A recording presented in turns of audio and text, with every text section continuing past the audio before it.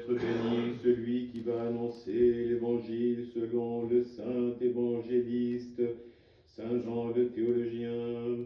Que Dieu, par l'intercession du saint et glorieux apôtre évangéliste Jean le théologien, t'accorde d'annoncer la bonne nouvelle avec force pour l'accomplissement de l'évangile de son Fils bien-aimé, notre Seigneur Jésus-Christ. Amen. Sagesse, tenons-nous droit, écoutons le saint évangile, paix à tous. Et à ton esprit. Lecture du saint évangile selon saint Jean. Gloire à toi, Seigneur, gloire à toi. Soyons attentifs. En ce temps-là, Jésus avait résolu de partir pour la Galilée. Il rencontra Philippe et lui dit : « Suis-moi. » Philippe était de Bethsaïde, la ville d'André et de Pierre. Philippe rencontra Nathanaël et lui dit : « Celui dont il est question dans la loi de Moïse et les prophètes, nous l'avons trouvé. C'est Jésus le fils de Joseph de Nazareth. » Nathanaël lui répondit : « De Nazareth peut-il sortir quelque chose de bon ? » Philippe lui dit : « Viens et vois. » Jésus vit s'approcher Nathanaël et dit de lui : « Voici un authentique Israélite, un homme sans artifice. » Nathanaël lui demanda : « D'où me connais-tu ? » Jésus lui répondit : « Avant que Philippe t'appelât, quand tu étais sous le figuier, je t'ai vu. » Nathanaël lui dit : « Rabbi, tu es le Fils de Dieu, tu es le roi d'Israël. » Jésus lui répliqua : « Parce que je t'ai dit, je t'ai vu sous le figuier, tu crois, tu verras mieux encore. » Et il lui dit : « en vérité, je vous le dis, vous verrez le ciel ouvert et les anges de Dieu monter et descendre au-dessus du Fils de l'homme. » Gloire à toi, Seigneur, gloire à toi. Et à toi qui annonces la bonne nouvelle et à ton esprit.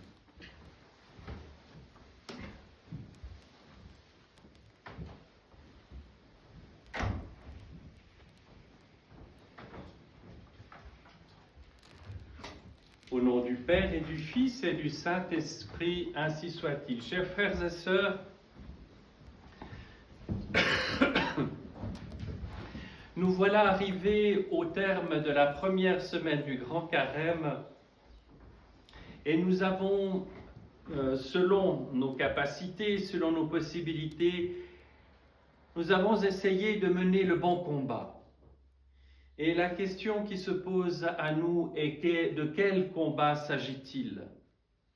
Il n'est évidemment pas question ici d'une application mécanique des prescriptions de l'Église, mais de s'attacher par-dessus tout à la personne du Christ. Et vous le savez, le premier dimanche du Grand Carême est consacré à la fête de l'orthodoxie, au triomphe de l'orthodoxie. Et pour une raison tout à fait simple, vous le savez, c'est ce jour-là que solennellement et définitivement, en l'an 843, si je me souviens bien, eh bien, a été rétablie définitivement la vénération des icônes après des décennies et des décennies de persécutions extrêmement violentes pour les croyants. Et c'est pour cela que, comme cela s'est passé ce jour-là, on a décidé ainsi que ce dimanche serait consacré à cette commémoration-là. Mais d'une certaine façon, Dieu, qui est la souveraine providence, a fait que cela se passe ainsi parce que cela va guider notre effort spirituel, notre effort du Grand Carême. Qu'est-ce que l'orthodoxie ? Est-ce une fidélité aveugle à quelque chose, encore une fois, ou est-ce une fidélité sans faille à quelqu'un ? Et ce quelqu'un, c'est le Christ, vrai Dieu et vrai homme. Et cette fidélité-là n'est possible sans faille, n'est possible qu'en passant par l'expérience de la personne du Seigneur Jésus-Christ dans nos vies. Pourquoi les hérésies se sont-elles élevées au cours des siècles? Pourquoi on a dit le Christ est vrai Dieu, il n'est pas homme, il n'est pas Dieu, il est etc., etc., etc. Est-ce que Marie est vraiment la mère de Dieu ou pas? Toutes ces discussions viennent de ce que l'homme a tant de peine à accepter de courber l'échine, de courber la tête devant ce qui est plus grand que lui et essaye de sonder les mystères. Notre foi orthodoxe n'est pas quelque chose que nous pouvons arranger à notre guise, selon l'évolution des temps. C'est le dépôt que nous avons reçu des apôtres, dont nous devons vivre et que nous devons transmettre de manière intacte à la génération suivante. C'est l'expérience des mystères célestes. C'est le contenu de la révélation.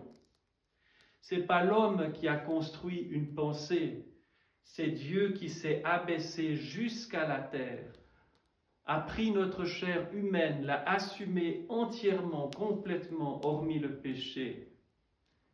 Et dans ce combat terrible que nous allons bientôt revivre lors de la passion du Christ, il y a eu un combat terrible entre lui, Dieu Tout-Puissant, et les ténèbres. Et les ténèbres ont été vaincues. Nous le savons parce que nous le vivons chaque année, ou mieux, nous le vivons chaque jour. Chaque jour dans nos vies, il y a ce combat entre la lumière et les ténèbres. Chaque jour, à chaque instant, nous devons dire oui à la vie, oui au Christ Sauveur. Et nous savons que ce combat est fait de coups, qu'il est fait de défaites, mais il n'y a pas de défaite définitive lorsque nous avons donné notre cœur au Christ.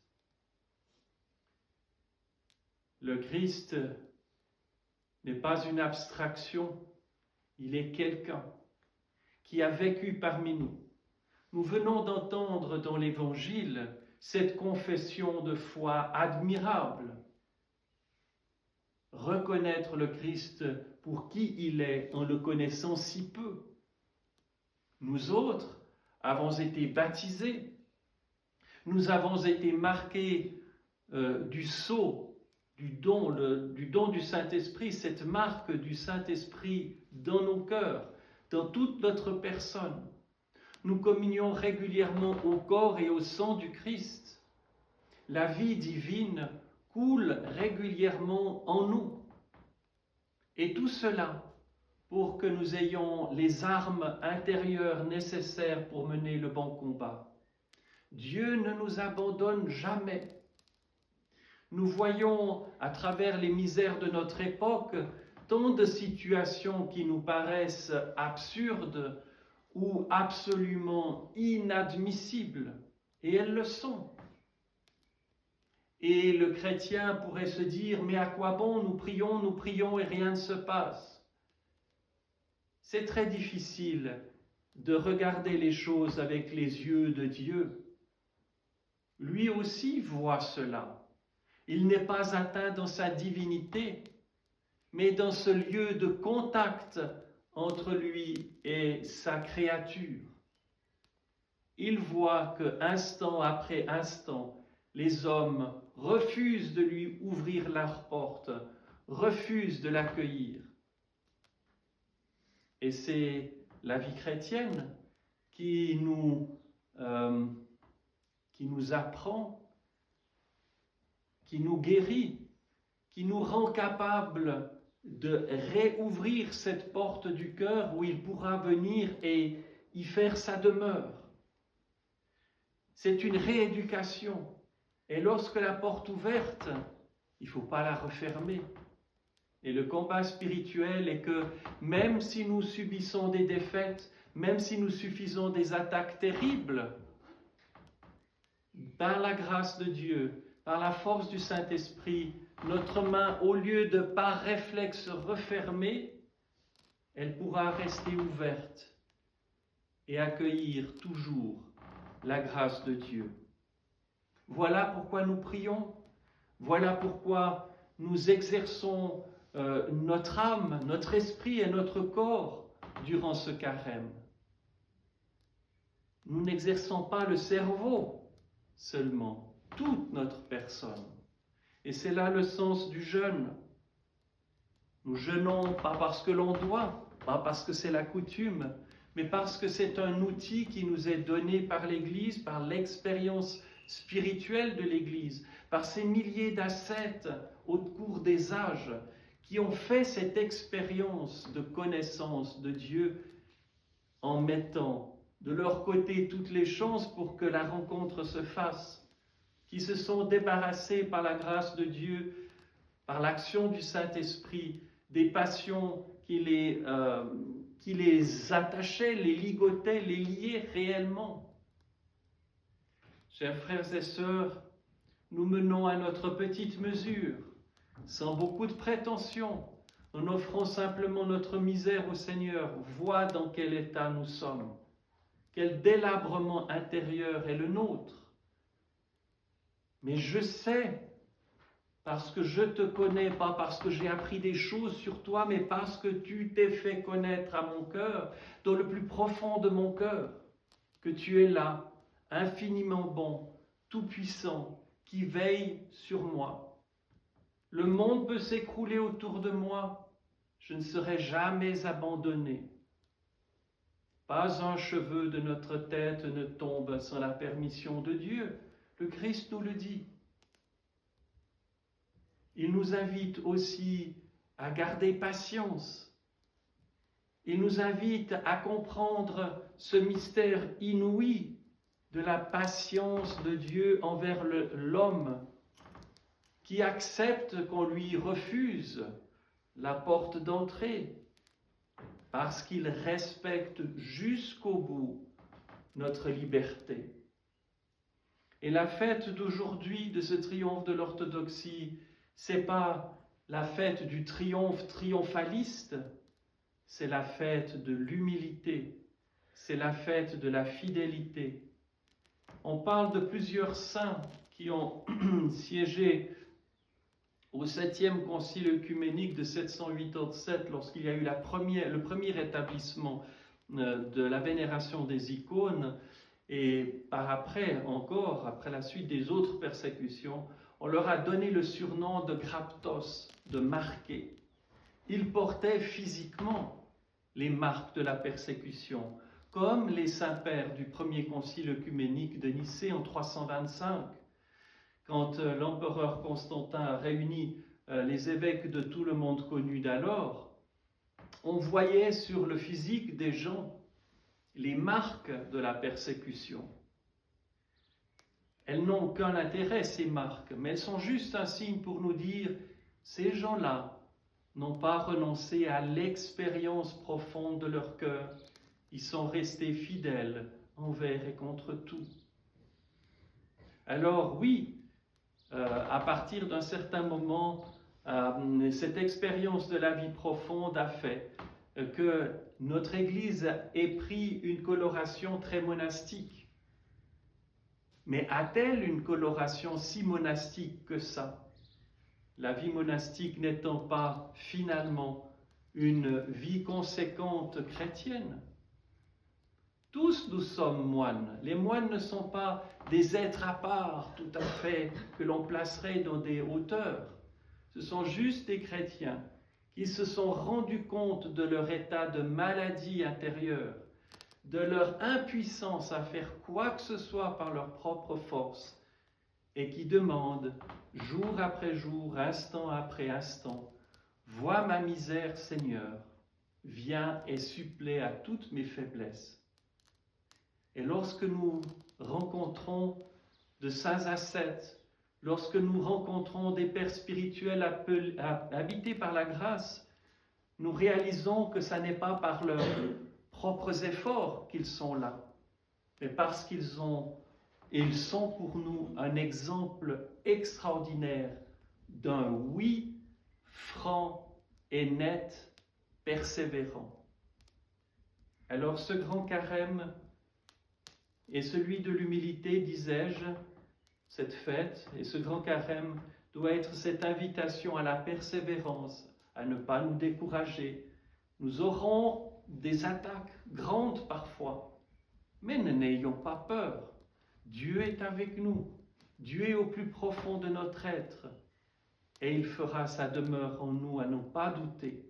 Et nous verrons petit à petit la surface de notre âme se polir et devenir de plus en plus un miroir reflétant la gloire de Dieu. Et c'est ce que nous connaissons lorsque nous approchons de saintes personnes. Elles sont lumineuses, elles rayonnent, elles sont habitées par la joie et la lumière céleste. Et bien que ce carême se poursuive sans inquiétude, avec un cœur léger, un cœur ferme, concentré et vigilant, et Dieu nous donnera la grâce de faire de notre salutation pascale Christ est ressuscité, Christos est Christi, Christos a inviat, quelque chose de naturel, d'évident et de vrai. Au nom du Père et du Fils et du Saint-Esprit, ainsi soit-il.